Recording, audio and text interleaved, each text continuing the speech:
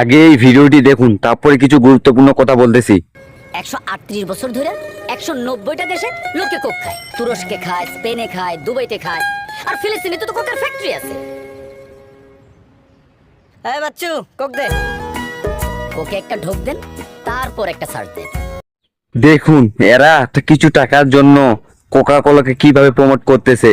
আরে তোরা জানিস না যে ফিলিস্তিনের উপর এরা কত অত্যাচার করতেছে, তাও তুই ওদের ব্র্যান্ডকে নিয়ে তোরা এড করতেছিস, প্রমোশন করতেছিস, আর বলতেছিস যে ফিলিস্তিনে কোকা কোলা উদ্বোধন ফ্যাক্টরি আছে, কোকা কোলা তৈরি হয়।